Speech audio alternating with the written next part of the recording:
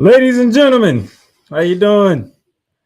Yes, this is Monday. This is Monster Wrestling, and yes, I am here to bring you some wrestling talk tonight on this October 27, 2025, the last Monday in October, because next Monday will be in the month of November. Yes, the playmakers in the building. Kuma Kane, still not feeling well, but he'll be back. Gotta get him right. Don't want to make it worse than what it is. So he's chilling in the background tonight, and I'm going solo tonight. So tonight, gonna practically go back a couple of weeks because WrestleDream happened 2 weeks ago, and we didn't do a show to cover that. So want to make sure you know what happened on WrestleDream on the AEW side and the fallout that happened. We're gonna get into what happened on NXT Halloween Havoc that happened this past Saturday. And then, speaking of Saturdays, this Saturday is Saturday night's main event out in Salt Lake City. That's something we're going to get into. Shout out to Daniel Berry Sports for checking in. What's going on, Daniel? Thank you for checking in. Tonight, let's begin with AEW. Normally, we'll do NXT and TNA, but we're going to start with AEW because AEW, we're 2 weeks behind with AEW because they had the WrestleDream. So we're just going to go through the results of WrestleDream, and then we're going to go through the follow-up what took place this past week on Dynamite. FTR took on Jet Speed. FTR defeated Jet Speed to begin the night. Jamie Hayter and Kayla took on each other. Jamie Hayter came out victorious in that one. Celebrate with Quinn Amanada, Sky Blue, Julia Hart walks from the stage because something else is going on with the women's division, which I will get into a little later. Jurassic Express back together for the first time. Jack Perry and Luchasaurus back together for the first time. They took on the Young Bucks. Jurassic Express got the dub. It was a great match.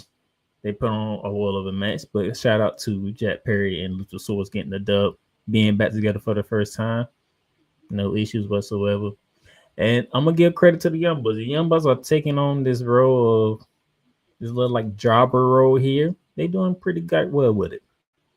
Putting other people over, putting other talent over. It's good to see. We had a tornado trios match with the Hurt Syndicate and the Demand. And I still to this day don't know why they are called the Demand. It doesn't make no sense to me. For those of you who don't know who the Demand is, that is Ricochet, Bishop Khan, and Tolo Longa. That's the Demand. Still don't know why they call it that, but that's what they're going with. This month-long rivalry between these 6 gentlemen here finally come to a head here to where we had to figure out, and there's Kuma Kane right there. Terrible name. I hate that name. I really do. I need AEW to work on their tag team names. That's what I need AEW to do. Somebody needs to work on the tag team names for AEW because the tag team names they be coming up with does not work for whatever reason. But MVP, Bobby Lashley, Shelton Benjamin for the Hurt Syndicate. This long rivalry has come to a head. And this is where we need to find a winner. And that winner was the Hurt Syndicate. They came on top.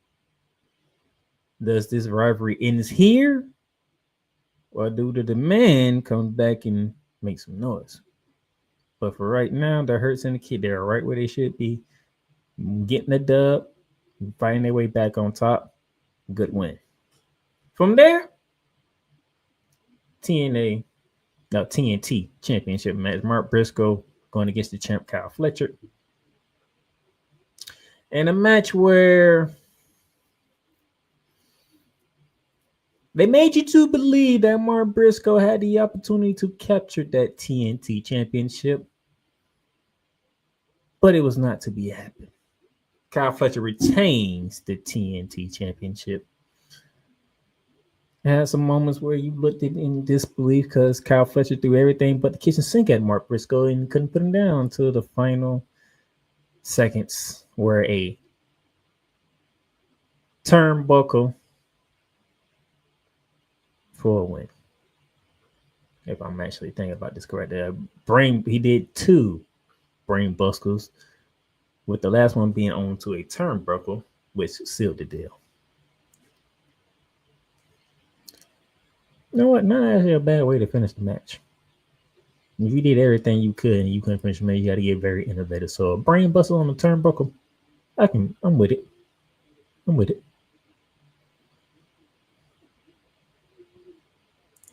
But I don't think Mark Briscoe's done here. I don't think he's done. I think he wants another shot. Speaking of another shot, let's run it back for the AEW Women's Championship, where Thomas Tony Storm is getting her rematch with the new champ, Chris Statlander.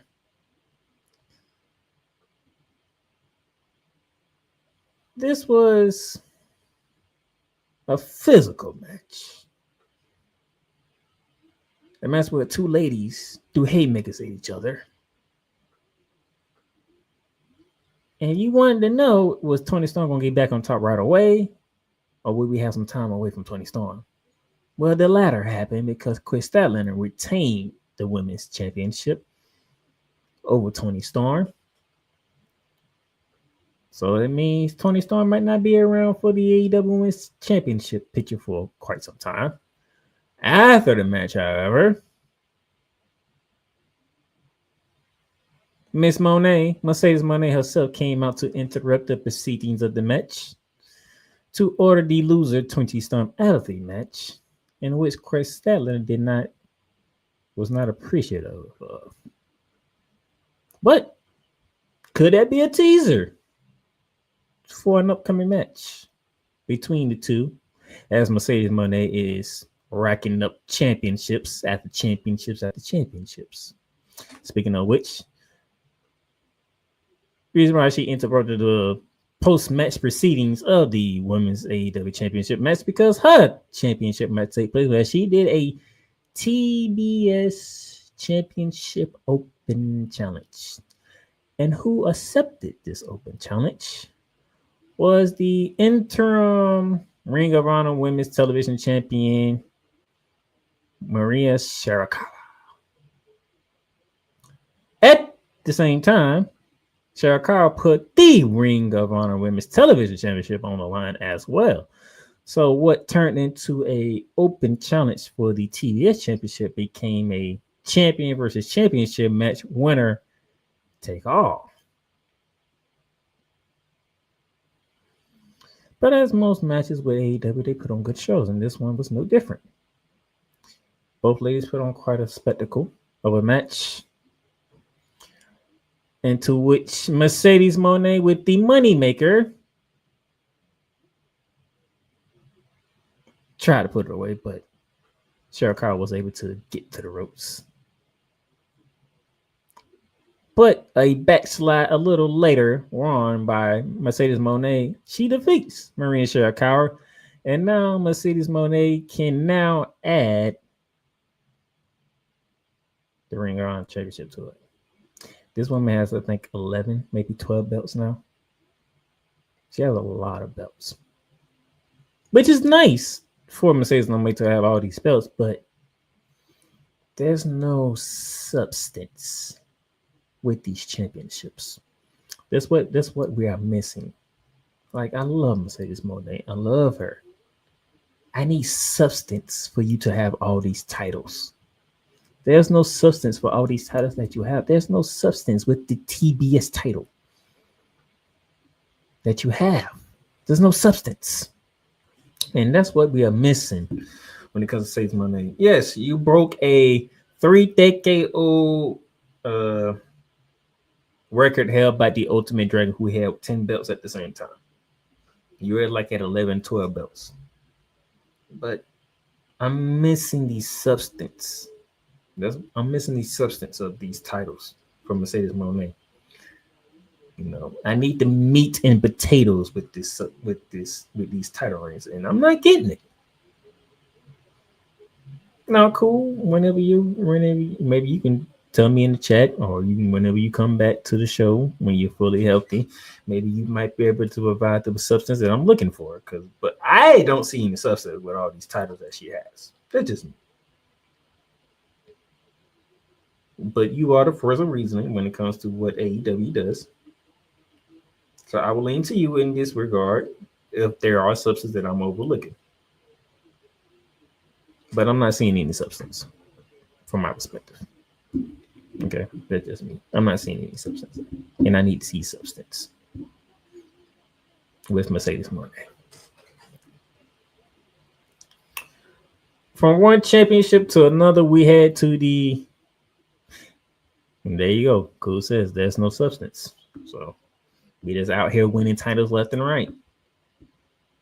That doesn't work for me. I need some substance with these title reigns. Like, I need people to invest in these title reigns, but if you don't have nothing, you have no substance for them to invest in, you just winning titles. But from one championship title to another one, we had the AEW World Tag Team titles between Brodino against Takeshita and Okada. And per usual, probably one of the best matches of the night thus far, in a very long night. Go ahead and tell you this show, WrestleDream, was 4.5 hours. 4.5 hours. Okay. But this match would probably be up for match of the night for WrestleDream. Brodino retained that title of Okada and Takeshita. Very, very great match. The champs took advantage with Bandino delivering a 21-gun suplex to Okada for the win. Which, hey, you know, the thing is, they second title defense, so you know they still early in their title defense. So let them build on some more. Let them keep working their way up the ladder. So a good win for Brodino, keeping the AEW World Tag Team titles. The AEW Championship on the men's side was up for grabs as Heyman out of pace defended against Samoa Joe. This was a hell of a match. This was a very physical match. Two guys that are not new to each other. And if I remember correctly, it was a flurry of butt shot lariats from the champ to put Samoa Joe down for the count as Adam Heyman on the page retains the AEW Championship. It was crazy. He just kept doing lariat butt shots until Joe finally fell. Joe is still good at his craft, man. Samoa Joe's still good at his craft. I'd like to see him be a champion one more time. He might not capture the AEW Championship.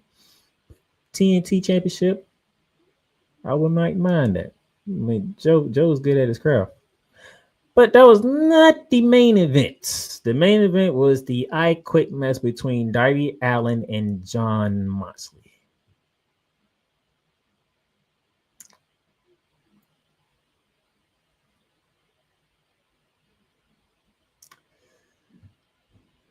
Okay. So the last time we was on the show and Kuma Kane was talking about this match being a I Quit match. Told Kuma Kane, I don't know how you make either one of them quit because Darby Allin's a darn daredevil himself and Jon Moxley is crazy out of this goddamn world. So I don't even know how you even get one of them to say I quit. But somebody has to say I quit. So before I get to all the uncomfortable stuff, Sting made an appearance.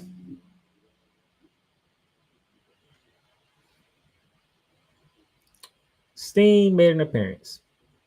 I did not expect Sting to show up. I thought you was retired, Sting. Make up your mind. Oh, this is just a one-off. I hope this is a one-off. Well, nevertheless, that was very confusing to see Sting.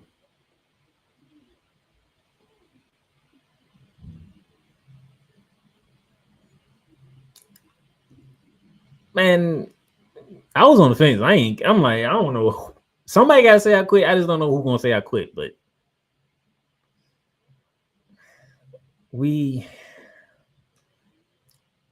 this match here was just this match pretty much showed every way to have to do attempted murder. That's pretty much the best way I can describe this match. Every way that you can do attempted murder. They even included drowning a man in water.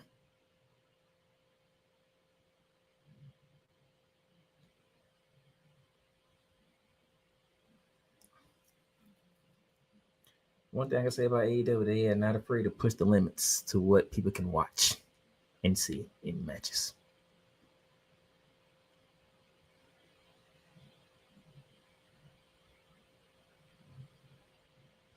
So, but how did John Moxley say I quit?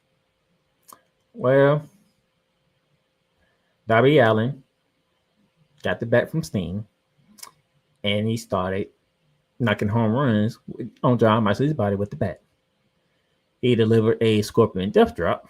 Then he did the Coffin Drop. And by him doing the Coffin Drop, which led to him putting on the Scorpion Deathlock while being around the broken glass from the aquarium. And then John Moxley said the words, I quit.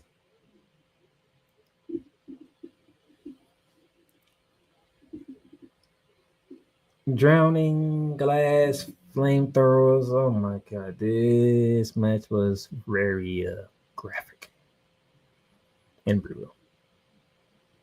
And that's how WrestleDream went off the air. Which leads us to what happened, the Fallout, where Dynamite took place last Wednesday. And we kicked off Dynamite with the World Trio Championship with the Ops going against the Hurt Syndicate, in which the Ops, which is Samoa Joe, Powerhouse Hobbs, and Saba, retained the title over MVP, Zelton Benjamin, and Body Master by submission, by the way. By submission. Things happen. But if they're going to bring in a new member, it's about time to bring in a new member so that MVP don't have to be in the ring. But we shall see how that goes.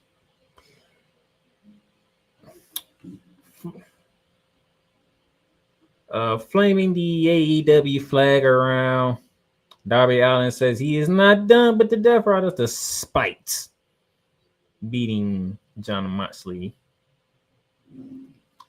in the I Quit match. And the crowd is with him. The AEW fans are with Darby Allin in this war against the Death Riders. So my question that I'm pondering is anybody going to join Darby Allin in defeating or in this war against the Death Rider? That is my question. So if you have any names out there, and one, I don't need to hear Sting. I need Sting to be retired. Okay. But does anybody on the AEW roster, anybody that's coming into the AEW roster, that can join Darby Allin in this war against the Death Riders? Or is Darby Allin a one-man soldier going into a death match? I think that's a fair question to ask.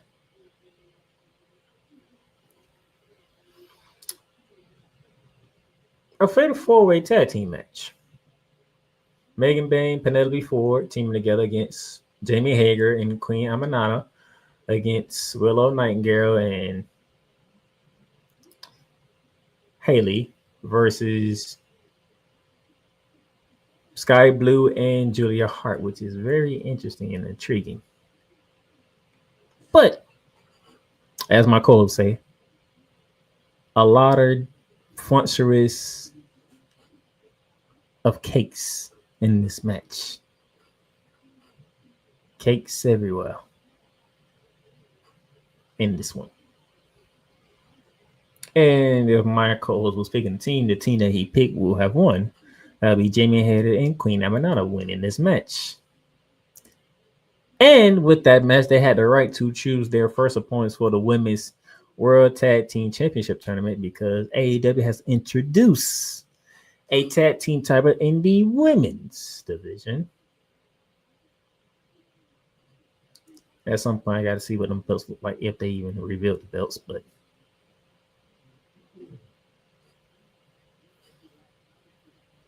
we'll get into that tournament a little further down the line in a minute. I come up with their cakes early.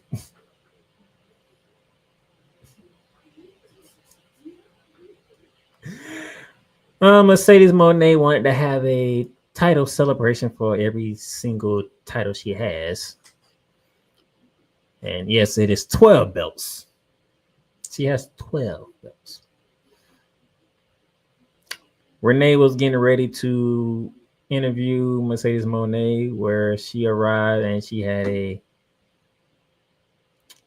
contingent of guys, each one holding one of her 12 belts as she made her entrance. And as we were getting forward into the interview, it got interrupted by Harley Cameron and Chris Statlander. To which, where we have an idea of what's going to happen. So, at Full Gear, matter of fact, when is Full Gear, by the way, before I continue on? Live research here as I look up. Let's see when is AEW Full Gear.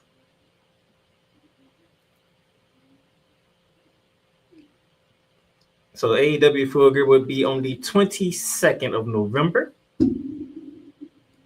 So roughly 4 weeks from now, we will have the AEW Women's Champion Chris Statlander putting her title on the line against Money Moné, Mercedes Moné, as she tries to add a 13th belt to her repertoire, being the main belt of the company she works for in AEW. So we have 4 weeks to build this matchup.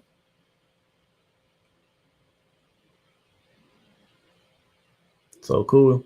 You got some time to get it together. Action back in the ring. John Moxley, coming off his I Quit loss to Darby Allin, went up against Kyle O'Reilly. And let's just say this match ended in a disqualification as John Moxley was disqualified and Kyle O'Reilly gets the win.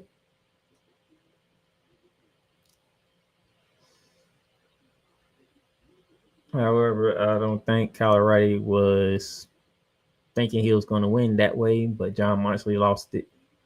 He crashed out. The Death Rider came, but the Death Riders are falling on hard times all of a sudden. And why do I say that? Because the very next match was the rest of the Death Riders going against Mark Briscoe, Orange Cassidy, and Roderick Strong. And Briscoe, Cassidy, and Strong defeated the Death Riders of Yuta, Garcia, and Castagnoli by pinfall.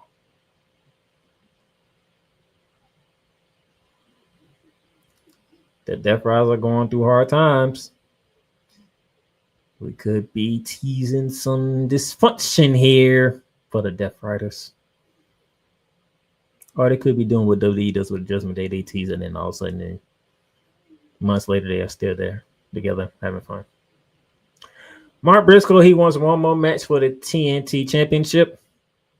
We'll see if he get it anytime during this one or at Full Gear. We shall see. But the more important thing of this segment is that the bracket for the AEW Women's World Tag Team Championship were announced. Jamie Hayter and Queen Aminata, they get the face off against Julia Hart and Sky Blue. Willow Nightingale and Holly Cameron will face off against Mercedes Moné and Athena. Megan Bain and Penelope Ford will be going against Anna Jay and Ty Conti. And then Timeless Tony Storm will be a part of this tournament. Her and Maria Shirakawa will take on Alex Winslow and Rio. I actually might want to watch that tournament. I think I want to watch that tournament. To crown the first ever women's tag team champions in AEW. I think I might have an interest in that one. I know my co-host does. But I think I might have an interest in that one.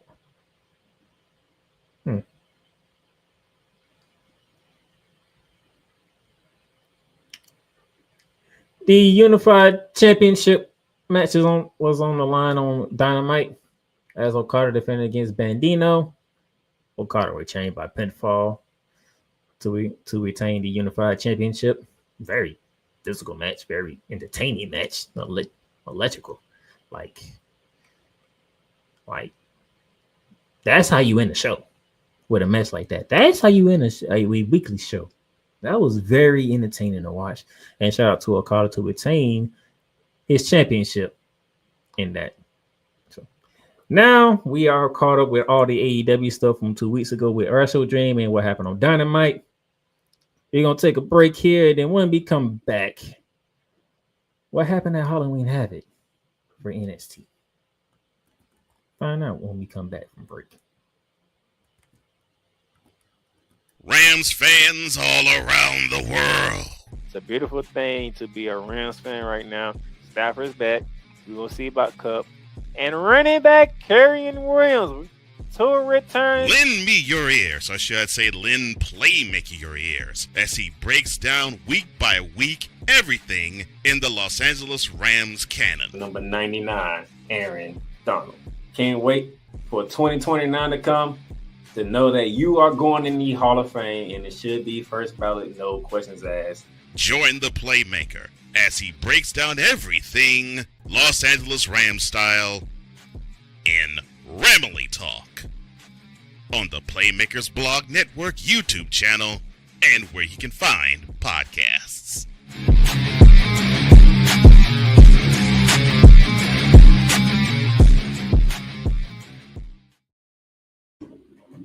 And welcome back here on Monitor Wrestling. I am going solo tonight because my co-host, he is not feeling well, but he's back there producing the show right now. NXT Halloween Havoc took place this past Saturday. Interesting pay-per-view, by the way. Very interesting pay-per-view. Some shocking moments took place in this pay-per-view, by the way. But we kicked off the festivities with Javon Evans teaming with the TNA X Division champion Leon Slater to take on Mr. Ngrana and La Paca from AAA. Very great way to kick off Halloween Havoc, by the way. I must say. This was a very good match. Interesting that you have two teams with 4 baby faces all around going against each other. Very rare that you see this happening. Very rare you had that happening. A lot of interesting things took place, but in the end, Javon Evans and Leon Slater, they got the dub in their first time teaming together on a stage like this. So that's a good way to keep started with them and help build them up, because I'm pretty sure at some point they're gonna run a Dark State and they're gonna have to be able to be believable against Dark State at some point in time. And yes, Dark State is still around. They call it a Day of the Dead with the North American Championship up for grabs as Ethan Page defending against Dr. Juana Jr. of AAA. Ethan Page wore face paint. I did not expect Ethan Page to wear some face paint for this match, but he wore some face paints for this match. And then Ethan Page does what Ethan Page does. Very, very disrespectful things. He ripped the mask of Dr. Warner Jr. He ripped the mask. He didn't rip it off, but he ripped apart the mask. And of course, Ethan Page retained the North American Championship, but the disrespect that Ethan Page does is the reason why he's very good at what he does, because he's very disrespectful, and people can't stand it. But you have to beat him, though. So Ethan Page, congratulations. You tricked me with the face paint and you continue to do your stuff. More power to you. So after the match, we went backstage and we saw Miles Bourne in the back, talking with Abel about getting a chance to fight Josh Briggs. And then Trevion Heights came in and he wants to be the one to have a fight with Josh Briggs, to the point where Abel came out and said, how about neither one of you fight Josh Briggs yet? How about y'all two fight each other on Tuesday, which would be happening tomorrow? It would be the former No Catch crew going against each other in Tavion Heights and Miles Bourne on Tuesday. Should be a very interesting match to watch, to be honest. Very interesting. Now, our first title match from Halloween Havoc took place where the women's North American, first one featuring the women's, where the women's North American Championship take place as Ruka, who was injured and couldn't defend her title, and Zarya asked to take her spot for this match. And Ruka said yes to it. So Zarya defending on behalf of Ruka the women's North American Championship against Blake Monroe. I was intrigued to see how this match was going to go, because depending on the results of this match, I thought would give me a leeway into which direction they are going with all three ladies. And to be honest, I still don't know which direction they can go with this, to be honest. But Monroe kicked the crutch away from Ruka and she fell. Zarya landed some shots on Blake Monroe, threw her back in the ring, and then they went to check on Ruka, which was a mistake on her part, because she ended up taking a DDT on the outside, and then she took a future shot DDT inside the ring. And ladies and gentlemen, the glamour one, Blake Monroe, has her first WWE title. That would be the NXT Women's North American Championship, as she is now the winner. And it's going to be interesting to see how this goes with Ruka and Zarya. Will this drive a risk between them? It'll be interesting to see how Blake Monroe does with her first title in WWE. Could we have a rematch, so to speak, between Ruka and Blake Monroe? Because technically she was the champion but didn't defend it. Could Zarya find her way to get a rematch for that title, because she was the one that got beat? I still don't know which way they can go, but it's gonna be an interesting look at. Hello to my sister who is in the chat, and of course Kuma can't gotta come with the case, even though he's not even on screen. And I just realized you spelling cake with a K, not a C. And Blakey cupcakes, really? Blakey cupcakes? Well, since we're on the subject of cakes, the TNA Knockouts champion, she was watching backstage, and then Jordan Gray showed up, dressed up as Daffy from Scooby-Doo. Those of you who know about Scooby-Doo and Daffy. Not Daffy, Velma. My bad. Velma, dressed up as Velma, with the glasses and everything.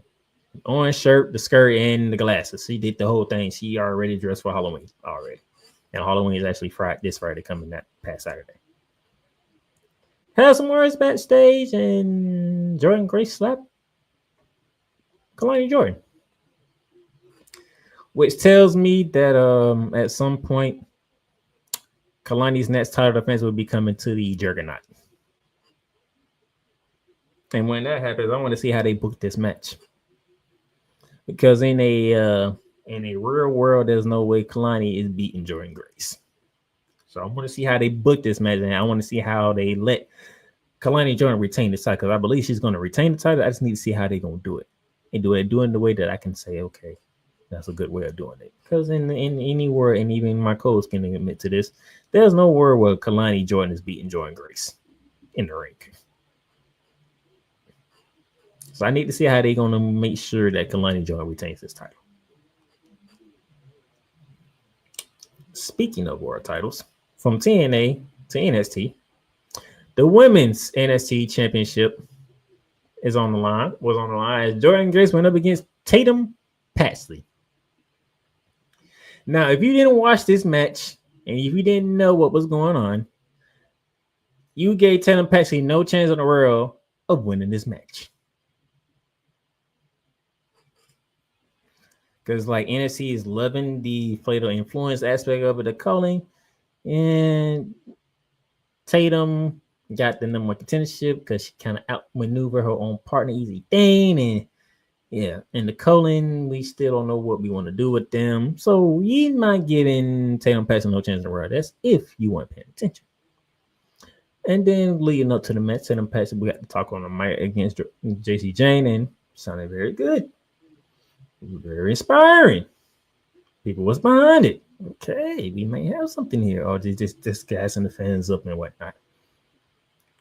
Well, as this match was going,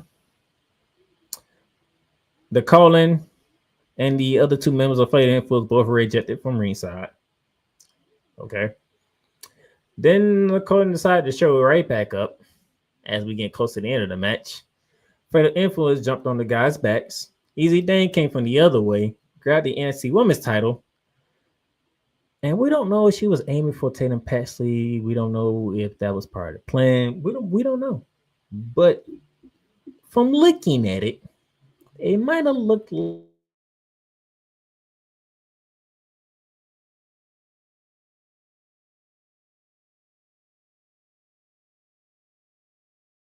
there we go. It looked like Easy Dane might have been going for Tatum Paxley, but she ended up getting caught by JC Jane.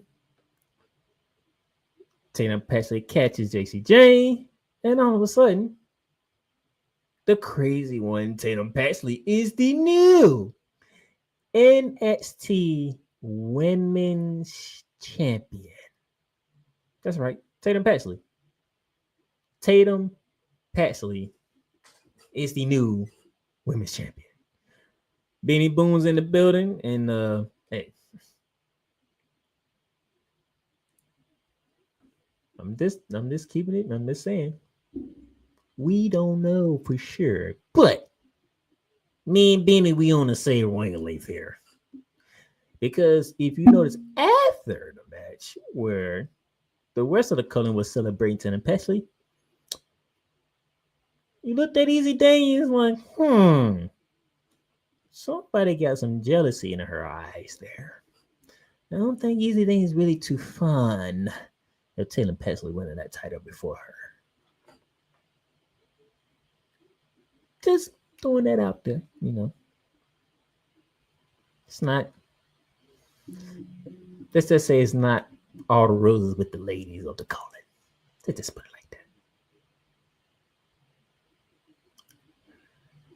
All right. Cool. Try not to be discussed what I'm going to go where next. But we had the Broken Rules match for the NXT Tag Team Championships where the Broken Hardys defending the NXT Championship against the team they got it from, Dark State. And yes, Dark State's still a team. They're still around. And as this match was going, in a broken match, there's pretty much no rules in the match. It's pretty much no DQ match. Anything goes in a broken rules match with the Hardys. And with that being said, that plays right into the hands of Dark State because it's for them and only two Hardys. And we both know, all of us know, the Hardys are going towards the end of their careers, and Dark State is pretty much at the beginning of their careers. So Lennox and Griffin defeated the Hardys, and they in the NXT Tag Team Championships are back in the hands of Dark State. So title reign number 2 for the 4 gentlemen in Dark State.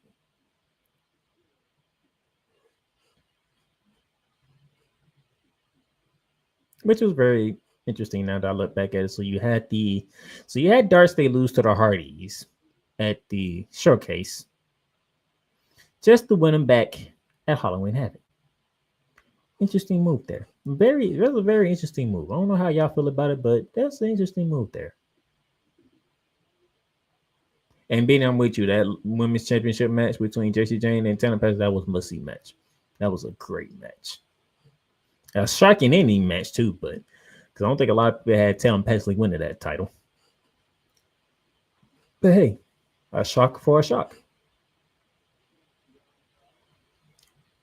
That brings us to the main event of Halloween Havoc. NXT Championship, Ricky Saints defending against Trick Williams. And I think right now Trick Williams has the best entrance going on in WWE right now.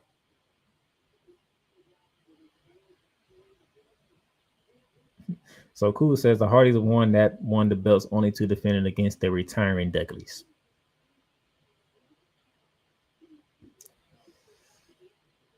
Sometimes what they are doing with TNA and NXT kind of don't make sense at times, but it is what it is. We gotta take the good with the bad, ain't that right? You gotta take the good with the bad.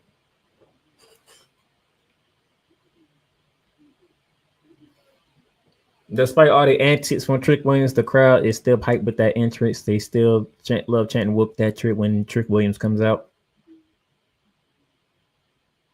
So right now, I think Trick Williams probably has the best interest in WWE going forward right now. And whatever he gets to the main roster, because I got a feeling it might be sooner than later. Let's see if the main crowd will be following suit and be behind Trick Williams like that and saying "whoop that trick."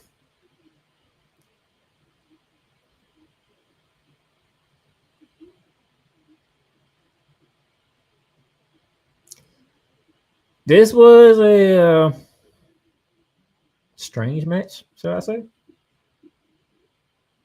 This match was slow and methodical at times. Then you had flurries, but it's like there was no rhythm to the match for this one. Out of sorts at times, but you know.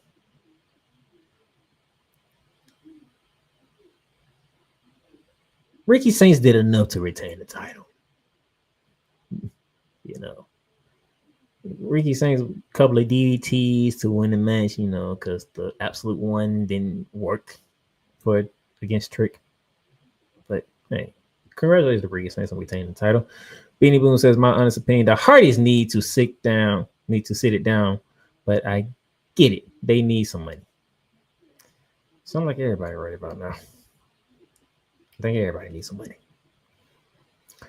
But to me, the main event fell a little bit flat between Trick Williams and Ricky Saints. Fell a little flat. It's not kind of how you think the ending could have been better, but hey, Ricky Saints got through it. He retained the title. We'll see what's next with Trick Williams. Does he get called up to the main roster? Does Ricky Saints and Trick Williams want it back? What does Obafemi fit in this? We don't know.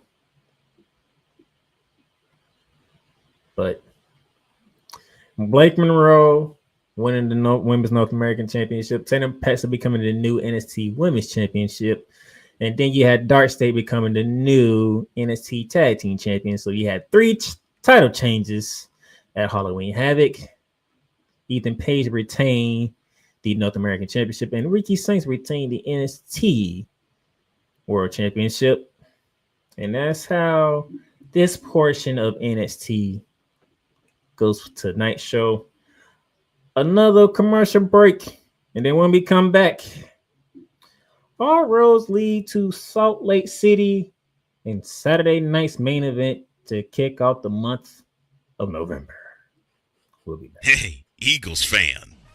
Join my man Cool McCain and a host of others as they break down every single game, every single week in an objective manner, and also from a fan's perspective as well.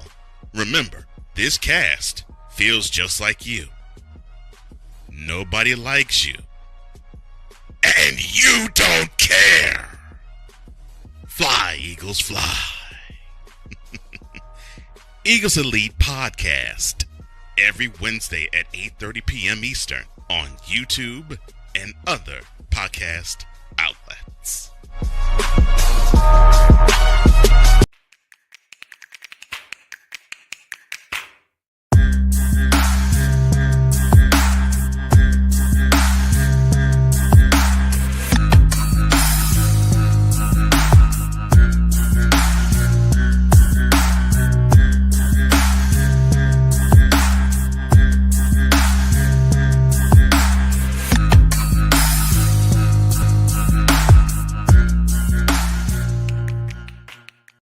Whether it's news, the largest egg producer finds bird flu in chickens at a Texas plant, weather, devastating tornadoes rip through the heart of the United States, inspiration, a breast cancer survivor completed the journey of chemotherapy, and now begins a future one of matrimony, or sports. Michael Jordan is shown on a photo with Diddy. LeBron James has a video extolling the virtues of a Diddy party. This has been yet another beating a dead horse presentation. We got you covered. BS3 Network proudly presents The Morning Shift with Cole Johnson, live every weekday morning beginning April 29th at 8 a.m. Eastern, 7 a.m. Central. Whether it's the men's college game, The way that this season has been going, yeah, anything is possible. the women's college game, And how passionate Angel Reese was at that press conference, they got their mojo now. the WNBA, AJ Wilson, Brianna Stewart 1 and 2, followed by Brittany Griner, Aaliyah Boston, Jackie Young. or the NBA. The Lakers had a 0.8 chance of winning. And then what happened in the fourth quarter? LeBron James by himself outdid the Clippers. You will get any and all of the information right at your fingertips or your earlobes. Join the Playmaker as he breaks down all things basketball in Shooting Lights Out on the Playmaker's blog, network, YouTube channel, and where you can find podcasts.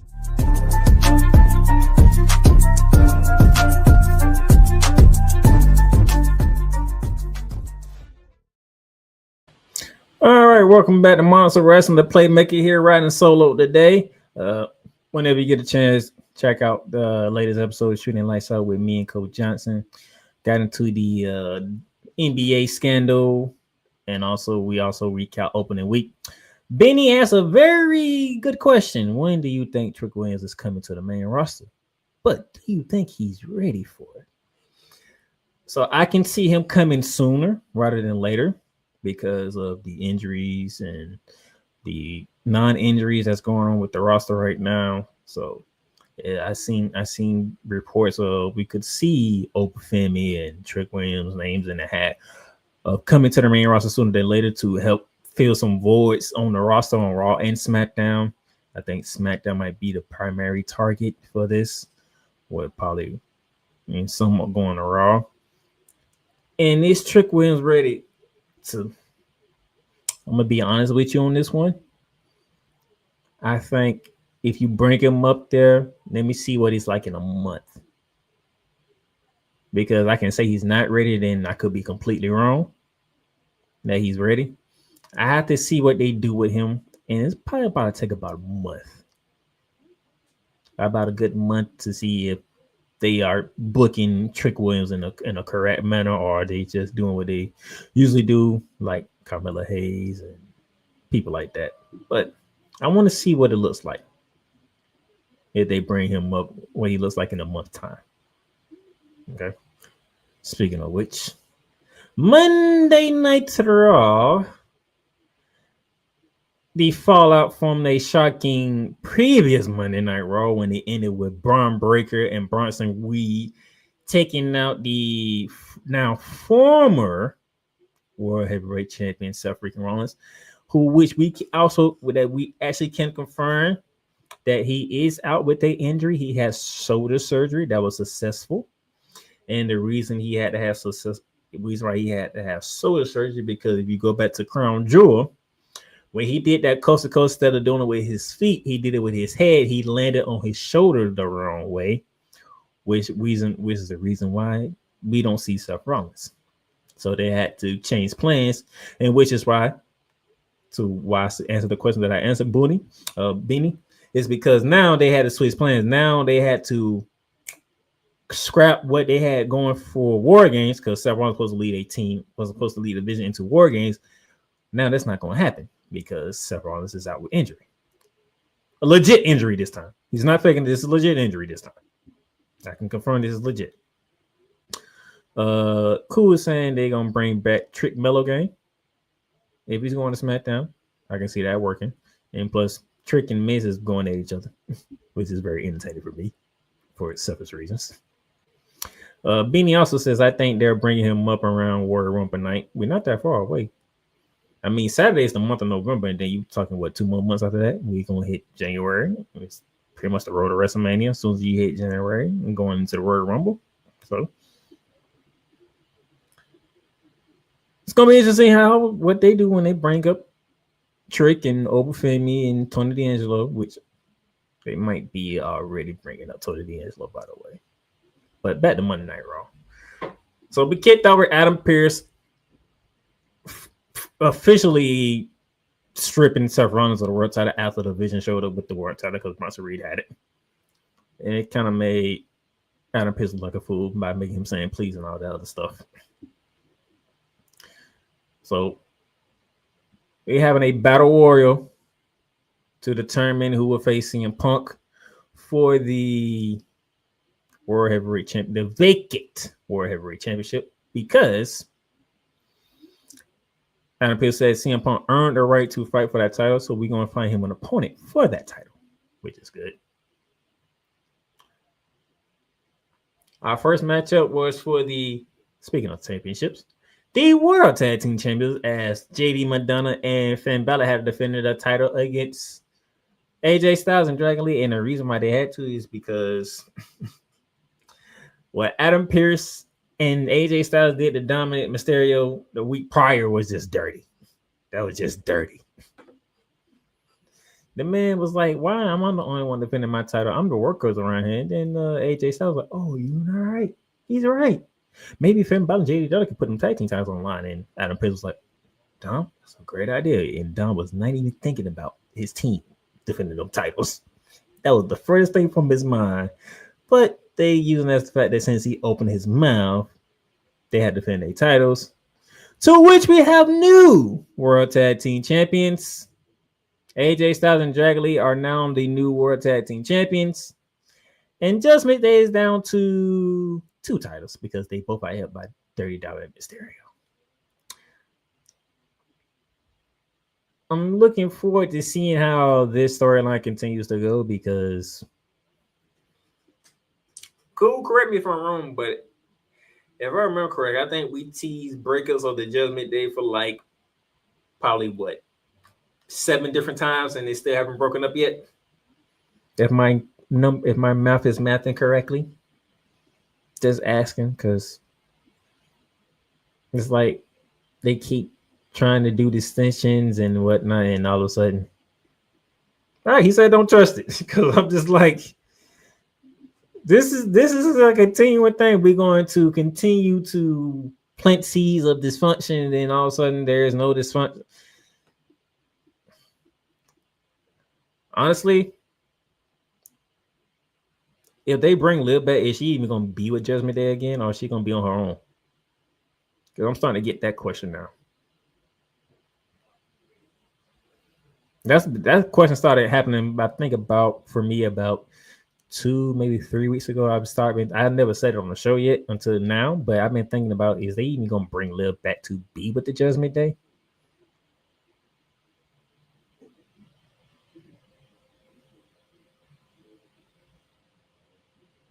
They not listen to fans, so they don't win. Pretty much you're saying Finn's the de facto leader of the group.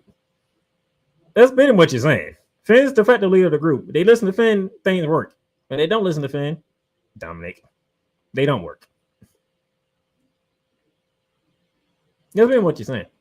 Speaking of Dominic, he had to defend the Intercontinental Championship against Rusev because Rusev won his rematch.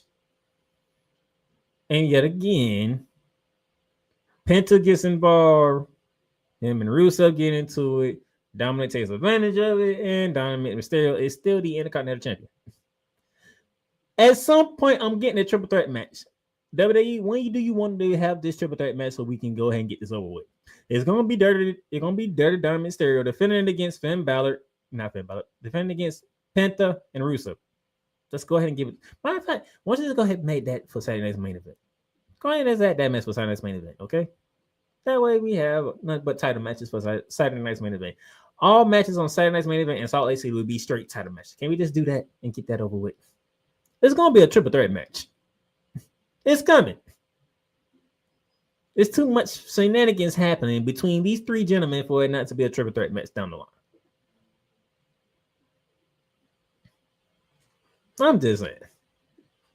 And Benny agrees with me. Just go ahead and give us a triple threat match and get it over with. Whoever wins, wins. We don't even care who wins. Just go ahead and give us the triple threat match between the three. And whoever wins the title wins the title. It is what it is. And matter of fact, when it's Dominic Mysterio defending that other title, the Triple Crown World Championship, he needed to defend that too. At some point. Speaking of defending. Women's Intercontinental Championship match as Maxine Dupree challenges Becky Lynch for the Intercontinental Championship on the women's side. In her hometown of Sacramento. And cool what we always say about a challenger in their hometown going for a championship. It never works. It doesn't work. Maxine Dupree won the match. She won by disqualification, though. You know what that means? Yay, Maxine, you won. But Becky Lynch is still the champion.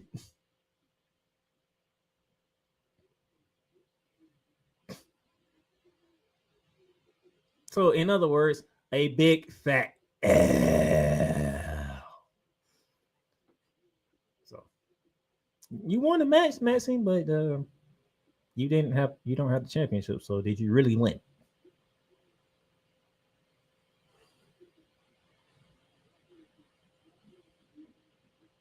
But I will say this: Maxine Dupree is looking better in the ring. She's getting better in the ring. I will give Maxine that she's getting better in the ring. Oh, Benny, I'm gonna get back to that question. Hold on to that question. I'm gonna get back to that question because I will be talking SmackDown. I still got about 20 minutes to go. Sticking with the women, more cakes for Kuma Kane. The new Women's World Champion Stephanie Becerra in a non-title one-on-one match with Roxanne Perez of the Judgment Day. There was a devil kiss delivered to Roxanne Perez, so everybody's happy on that one. Stephanie Becerra did beat Roxanne Perez, so everybody's happy with that. And then Raquel Rodriguez got involved after the match and started beating up. And then you can look, but you can't touch. Nikki Bella comes to make the rescue. And unfortunately for me, and my bad, I kind of looked ahead and kind of figured that was actually happening when I figured out that that was the way that was going to go, that Nikki Bella was going to be the savior of Stephanie Becerra. And this one, I was like, okay, somebody else doing this. Okay. Thank God for the devil's kiss. Benny, me and you, we on the same wavelength tonight, buddy. Because Stephanie Becerra is the truth. I love Stephanie Becerra. Which brought me to Vince Russo. Do me a favor and shut the hell up. I'm getting sick of you talking about Stephanie Becerra in the way that you've been talking about Stephanie Becerra, okay? I enjoy Stephanie Becerra. I enjoy the fact that she doesn't know English that well, but she tries her best to talk English and that she does work in the ring. She is not flashy. She is about her business and winning. That's it. And that's why I love Stephanie Becerra so much.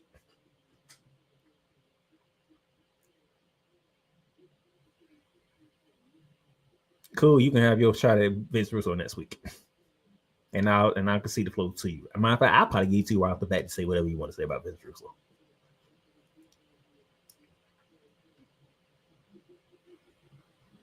You see? She has star written all over her. Now, here's what happened backstage as we getting close to the main event thing and the Battle War. As Beanie Boom says, she keeps the main event thing she keeps the main thing the main thing, which is what I love so much. She keeps the main. She be genuine to people, to her co-workers. She puts on a show for the crowd. She wrestles in the ring, and that's it. Live premiere.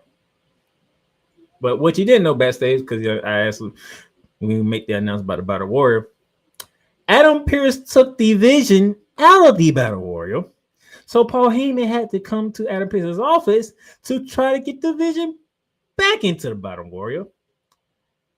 And you know what they say, an eye for an eye. Adam Pearce made Paul Heyman say please, and he still denied the vision to get in the Battle Royal.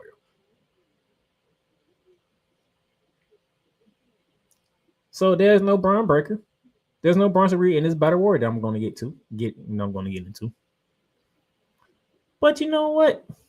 Paul Heyman flipped the script on the vision. Very good, by the way. He was telling him when he brought Brock Lesnar into the WWE, Brock Lesnar listened to Paul Heyman, and then at that time, Brock Lesnar became the youngest champion in WWE when he beat The Rock at SummerSlam. When he teamed with CM Punk listened to Paul Heyman, and CM Punk had one of the longest title reigns in modern wrestling at the time. When Roman Reigns teamed with Paul Heyman, then he had the longest title reign in modern wrestling. We all know that, 3.5 years with the bloodline as the undisputed champion. And you know, Bronson Reed and Braun Breaker say, you know what? I got a lot of learning to do. And also say I got a lot of people to break. Spearing and Tsunami. So be on the lookout as we get closer to Saturday night's main event, and then we get closer to Survivor Series. That division, led by Braun Breaker and Bronson Reed, they might be starting spearing people in half and Tsunami people into hospitals. Just be on the lookout for that. Just saying. That brings us to the main event, which is the Battle Royal to determine who will face CM Punk at Saturday night's main event. You had Rusev, Ivan, Grayson Waller, Kofi Kingston, Dominic Mysterio, Finn Balor, JD Madonna, Akira Tozawa, Otis, Grande Americano, Penta, The Uso, Jimmy and Jay, LA Knight, AJ Styles, Dragon Lee, and Sheamus. CM Punk joined Joey Texas Tour and Ray bet on commentary to see who his opponent would be at Saturday night's main event.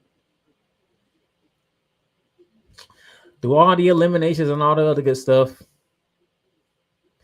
we were down to Jimmy Uso, LA Knight,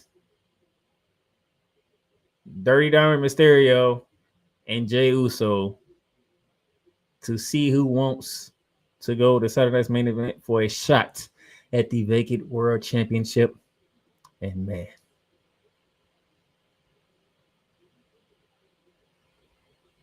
Jimmy and LA Knight, they was eliminated by Jey Uso. So yes, Jey Uso eliminated his own brother, Jimmy. And then there was Jimmy Uso and Dirty Dominic Mysterio. Dominic got eliminated. So it is Jey Uso versus the second seeded Saint CM Punk at Saturday night's main event for the vacant world championship. I'll get to my predictions later because that's how we're all ending. Let's go to SmackDown, and this is where Beanie's old question from earlier comes to the play.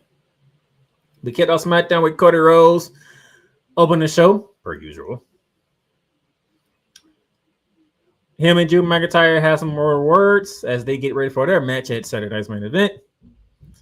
As a fight was about to happen between Cody Rhodes and Drew McIntyre, that turned into Drew McIntyre and Jimmy Uso going at each other. Yes, Jimmy's on both shows because Drew McIntyre implied that it was Jimmy who attacked the Jacob Fatu. Reason why Jacob Fatu is not going to Saturday night's main event to face Cody Rhodes, and instead it's Drew McIntyre. So we have Jimmy fighting the Vision and having an fight with his brother Jey Uso on Raw. We go to SmackDown and we are implying, thanks to Drew McIntyre, that Jimmy is the reason why Jacob Fatu isn't in the main event picture. How do y'all feel about that? How do y'all feel about that one? Basically, WWE is having us think that Jimmy is involved in 3 separate incidents here. What's going on between him and his brother Jay? And then in their fight with Division. And now we're saying Jimmy is the reason why Jacob Fatu is not a part of the championship picture. What are y'all thoughts? My sister said it doesn't make sense. Benny, cool. Y'all got any thoughts on this one? Because we putting Jimmy in different scenarios all of a sudden.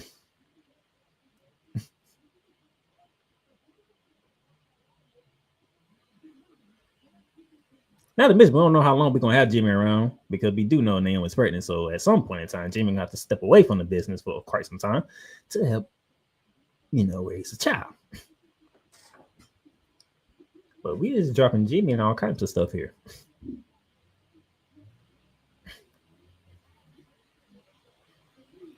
But while y'all ponder that, speaking of the family and the bloodline, Ben Matisse took on Ray Felix and Shinsuke Nakamura. Shinsuke is a face now? When did that happen? Oh, Benny said Jimmy is up to something. If he is, we don't know what it is because Raw looks good.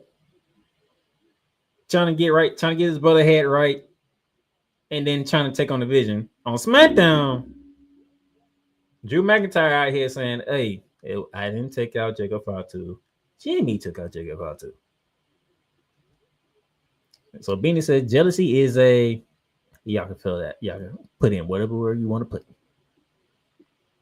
Whatever you want to put behind A, go for it.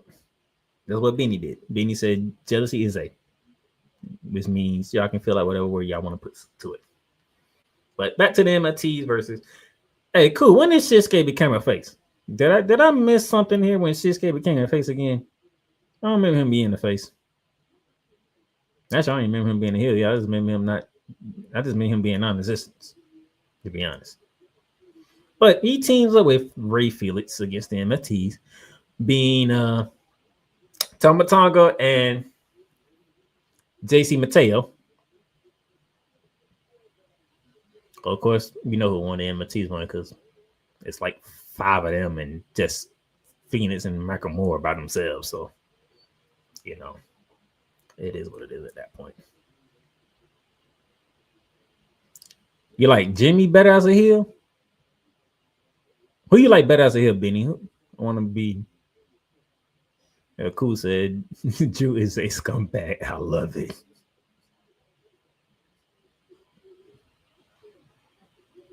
But Drew says he always tell the truth no matter what happens. He tells the truth. So is he saying that Jimmy actually attacked Jacob Fatu? You know how Drew McIntyre is. He likes to tell the truth. He says people don't like hearing the truth. So I don't know. It's an interesting thing. He liked the Shinsuke better as a heel. I don't remember him turning the face, so I'm still confused by that.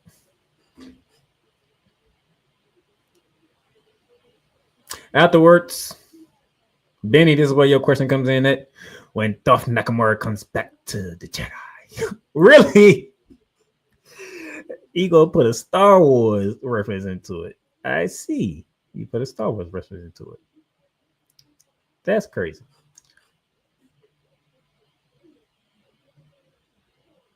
All right.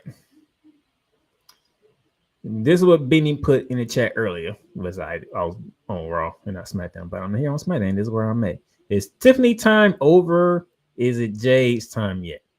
So, Kiana James went up against Tiffany Stratton in a non-title match. And of course, Tiffany Stratton won, of course. Afterwards, the Women's United States Champion Julia went on the attack, and then Jade Cargill made the save. After the save was made, and this is what had put SmackDown on the map for the weekend. Jade Cargill attacked Tiffany Stratton. Not just attack her, beat her down, beat her good, give her a nice beating. Beating that Tiffany won't forget anytime soon. With the scar on her eyebrow, Jade Cargill had that look and this is about everybody on social media who does recording and talks wrestling religiously. All love the fact that Jade Cargill did this. They are happy that we are getting a heel Jade Cargill. Now, my question to my co-host and anybody else in chat, my sister Benny, if y'all want to answer it, does this really make her a heel, or this is just Jade Cargill saying my time is now? Oh, she whooped that trick. Oh, she definitely whooped that trick. Oh, she gave it to her. She beat her down. So, because a lot of people are saying this is the Jade Cargill we need at this moment in time. They're saying WWE put the trigger at the right time. We need a heel Jade Cargill. Cool. My co says her time is now. Benny says a heel, in my opinion.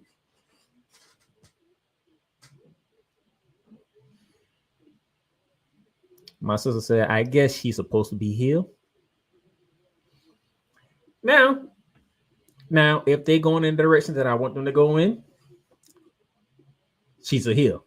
Because if this is the direction that they're going in, cool. You know who's coming back. And it's been rumored that she could be back for the road to WrestleMania. And if she's back for the road to WrestleMania, you know what match I'm looking forward to. My sister, you probably can figure.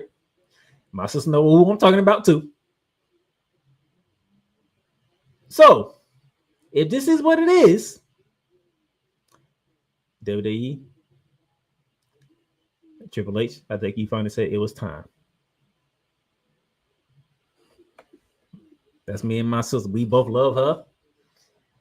And Cool saying the song, I Never Needed You at All. We're talking about Bianca Belair. So if that's the case, and this is why this is happening, WrestleMania could see Bianca Belair versus Jade.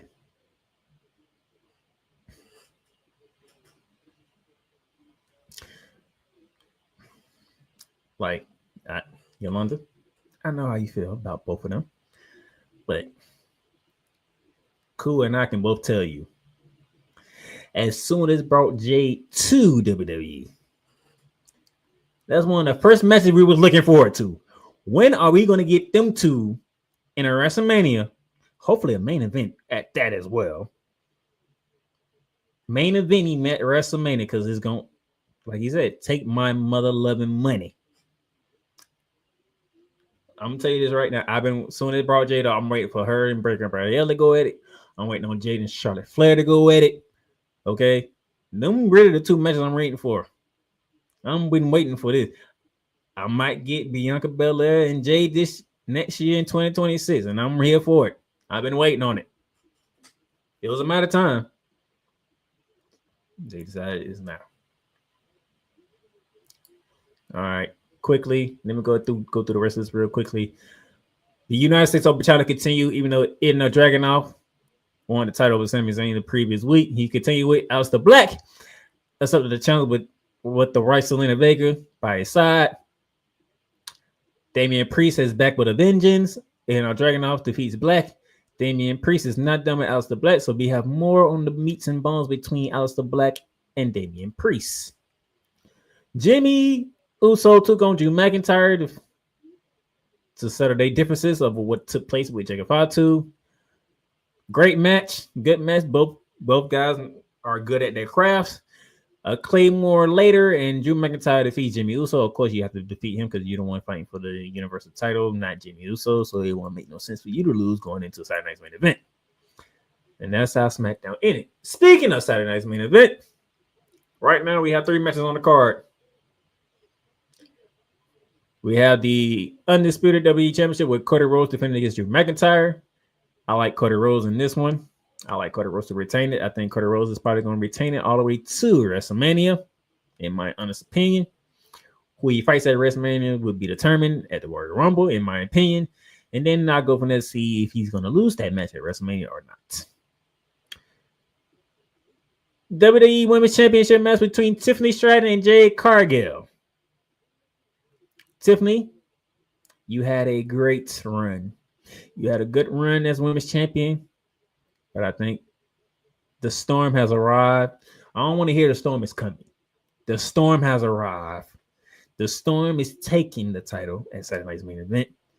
And we get to see a heel Jade on the road to WrestleMania. And hopefully I get my WrestleMania match. I am taking Jade Cargill to win her first singles title in WWE. And then that leaves the vacant World Heavyweight Championship between CM Punk and Jey Uso. I can yeet all day, but I'm going with the second scene to say I'm going CM Punk for the win. I got CM Punk winning this one.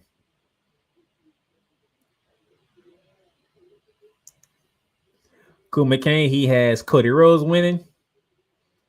Matter of fact, he pretty much agrees with me in all three. Cody Rhodes, Jade Cargill, who he called Thunder Cakes, and Peanut Butterfield.